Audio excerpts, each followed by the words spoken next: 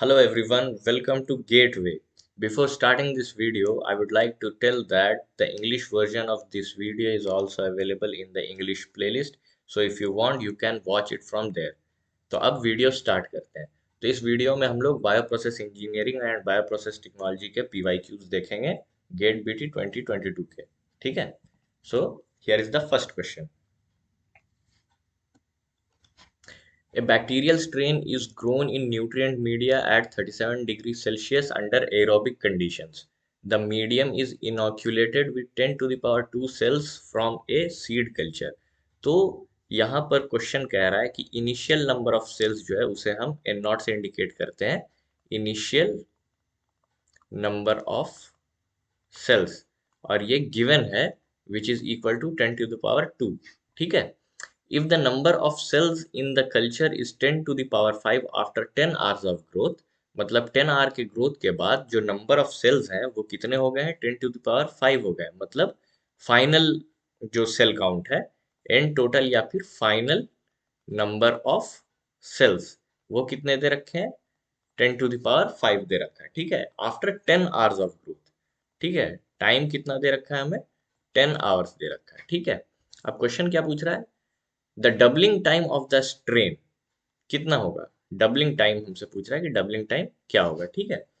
तो अब जो है डबलिंग टाइम निकालने का जो फॉर्मूला है वो है T doubling is equal two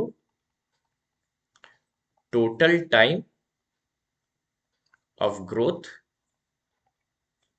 upon number of generations, okay, which is indicated as n, small n. ठीक है। तो यहाँ पर क्वेश्चन में तो हमें टोटल टाइम ऑफ ग्रोथ दे रखा है जो कि 10 आवर्स है, बट हमारे पास नंबर ऑफ जनरेशन या स्मॉल एन की वैल्यू नहीं है, तो हमें ये फाइंड आउट करना है। ठीक है। तो नंबर ऑफ जनरेशन निकालने का जो फॉर्मूला है वो है n t is equal to n not into two to the power n. But इस फॉर्मूला से एन को निकालना थोड़ा सा मुश्किल होगा। ठीक है। तो इसे और थोड़ा सा सिंप्लीफाई करेंगे, दोनों तरफ को हम लोग लॉग से मल्टीप्लाई कर देंगे। ठीक है। तो ये जो फॉर्मूला है कुछ इस प्रकार का बन जाएगा, इस टाइप का हो जाएगा। ठीक है।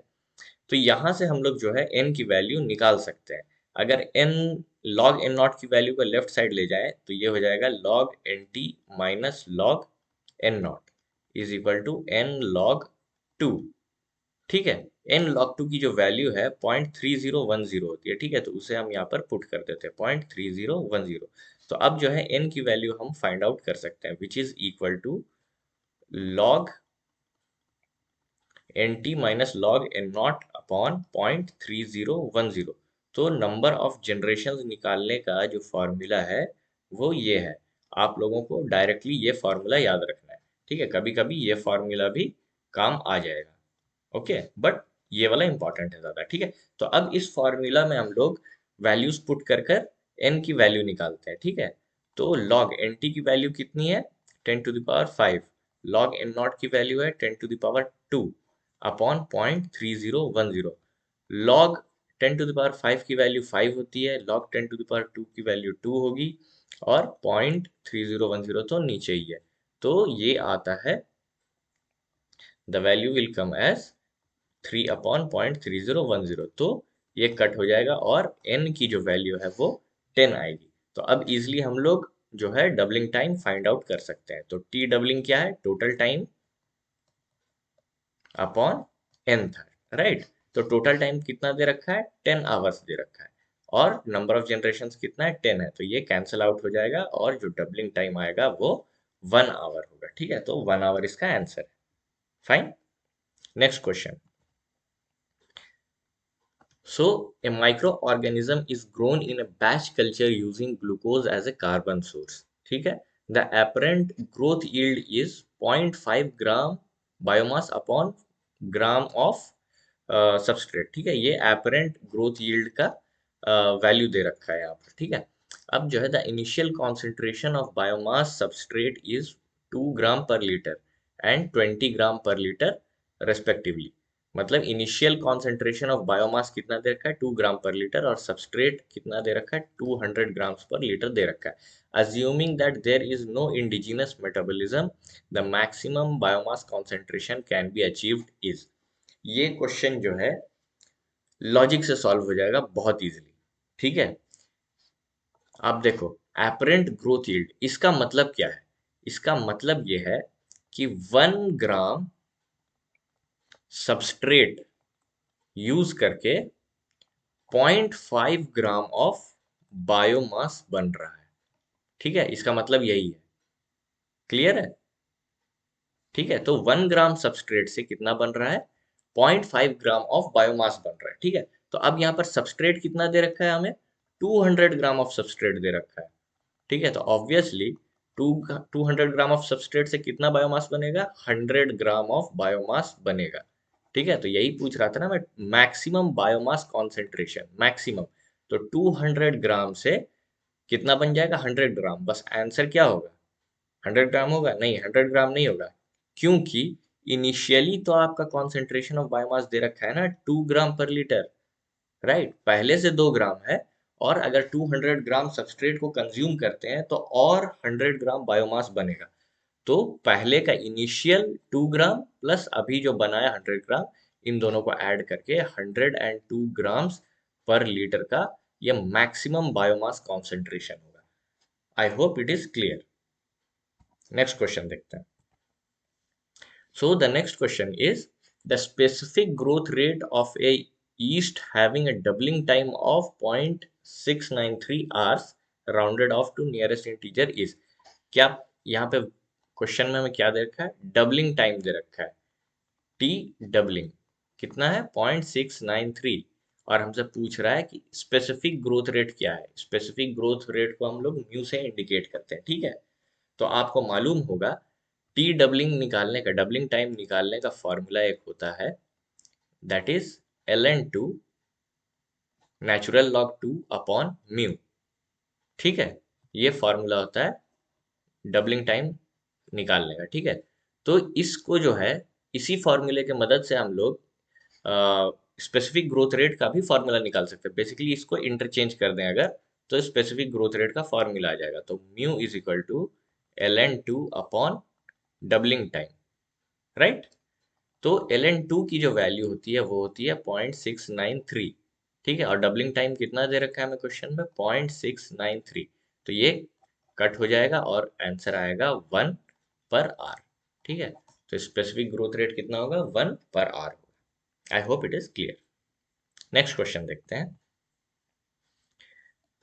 The figure below depicts simplified metabolism and transport reaction taking place in the production of B from A in a cell।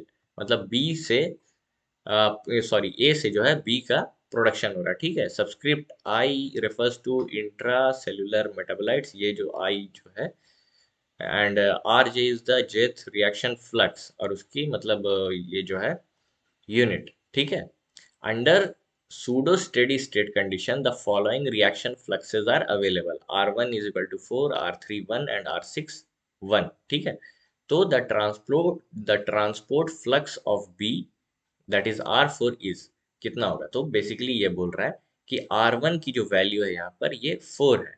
ठीक है, इसे मैं थोड़ा red ले लेते हैं। ठीक है, तो R1 की जो वैल्यू है वो 4 है।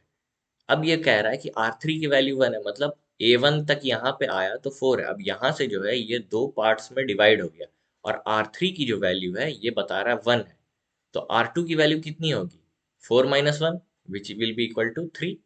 करेक्ट।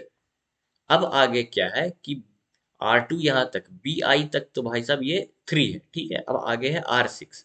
R6 की जो वैल्यू है, यहाँ तक तो ये 3 है, अब R6 की वैल्यू दे रखी है 1, और पूछा R4 की value.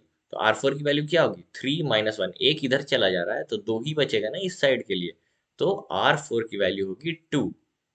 Correct. So the transport flux of B is 2। I hope it is clear. ठीक है, अब नेक्स्ट क्वेश्चन देखते हैं। A pilot sterilization was carried out in a vessel containing 100-meter cube medium with an initial spore concentration of 10 to the power 8 spore per ml. देखते हैं given क्या है।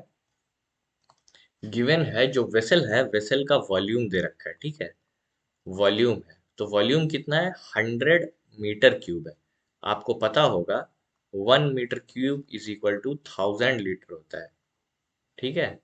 तो अगर इसको मैं इस वॉल्यूम को लीटर में कन्वर्ट करें तो 100 × 10⁻³ हो जाएगा। तो 100 × 10⁻³ that will be equal to 10⁻5 litres, ठीक है। अब इसे अगर मिलीलीटर में कन्वर्ट करेंगे तो और इंटू 3 करना पड़ेगा, ml में आ जाएगा ना, तो 10⁻8 ml।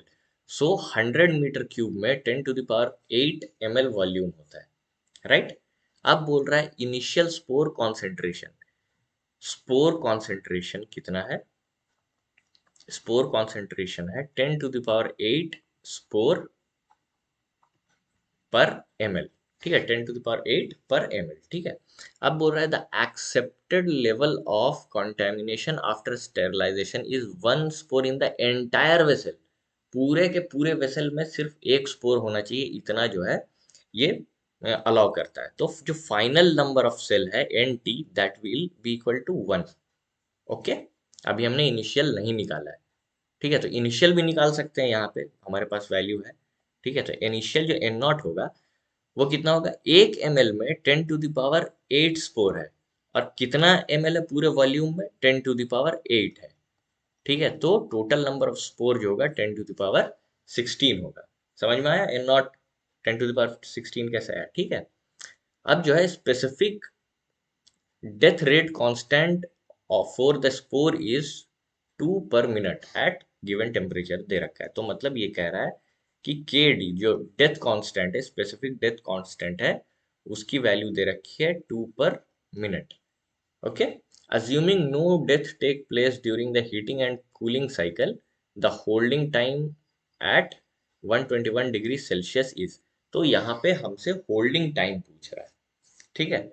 तो आपको पता होगा इसके लिए जो फॉर्मूला है स्टेरिलाइजेशन का, वो है NT N not into e⁻−KD into T। तो ये जो स्मॉल t है यही हमारा होल्डिंग टाइम है, ठीक है, और हमें यही फाइंड आउट करना है।